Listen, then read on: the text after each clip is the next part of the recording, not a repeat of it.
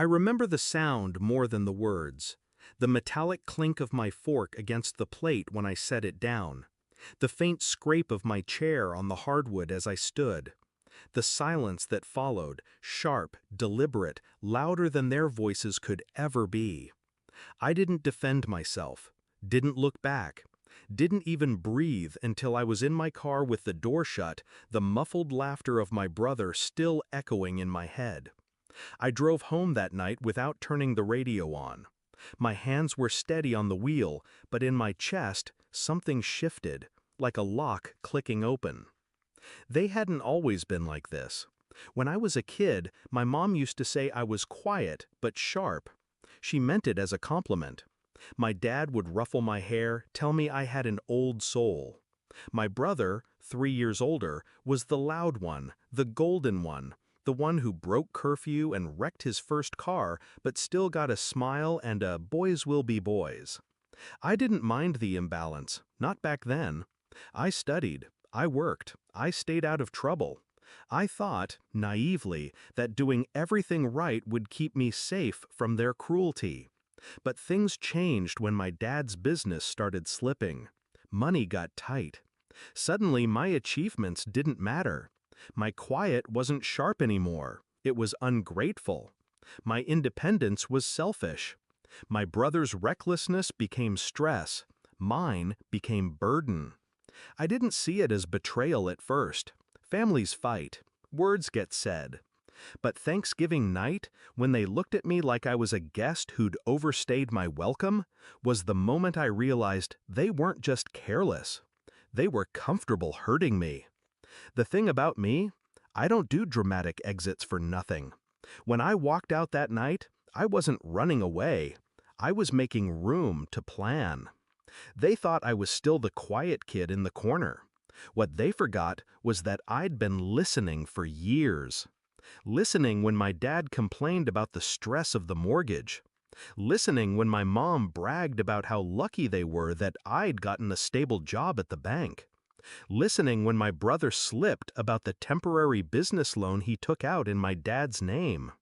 I never said a word, but I remembered everything. The first step was simple. Stop helping. No more quietly transferring a little money to their account when bills ran short. No more smoothing over my brother's late payments by adjusting due dates. No more bailing them out without them even asking. The second step required patience. My brother's loan, the one he was handling, I knew it wasn't being paid. I knew the penalties were stacking like bricks on his back. I also knew my dad had co-signed it. I just let it grow. The third step was timing. My mom had a habit of calling me only when she needed something. So when she called one afternoon, sugary sweet, asking if I could help out just this once, I agreed, on one condition. I needed my name removed from everything. The house, the joint account, even the emergency contact list for my dad's business. I framed it as wanting to be fully independent. She liked the sound of that. Independence meant she could tell people I wasn't part of the family drama. By the end of that week, my name was gone. Then I waited. It didn't take long. 2 weeks before Christmas, my brother's loan defaulted. My dad's credit tanked. Payments on the house were already behind. I imagine the first mortgage notice came like a warning shot. The second, a threat. By the third, my dad probably had trouble sleeping. The call came on a Thursday evening. I was making tea when my phone lit up. "Why is the mortgage unpaid?" His voice was sharp, clipped. I could hear my mom in the background, demanding to know if I'd been selfish again. I sipped my tea before answering. "Ask your pride and joy," I said. Silence. Then, click. They didn't call again, but the fallout wasn't quiet. Through the grapevine, I heard about the arguments. My brother blaming my dad for co-signing. My dad blaming my mom for defending him. My mom blaming outside influences. No one blamed themselves. By January, the house was listed. The business, already fragile, folded. My brother moved in with a friend. My parents rented a smaller place. Me? I stayed exactly where I was, debt-free, untouched, and very, very quiet. People assume revenge feels like fireworks. It doesn't. It's quieter than that. More precise. It's my dad's voice cracking on the phone.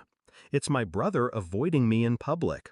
It's my mom not having the courage to ask for help anymore. I didn't ruin them. I just stopped holding them up. Let gravity do the rest. And I slept better than I had in years. Because here's the thing they never understood. I was never a burden. I was the backbone. And the moment I stepped away, the whole structure came down. Not with a bang, but with the slow, inevitable collapse of something built on arrogance and rot. Now, they live with the consequences. I live with peace. And every Thanksgiving.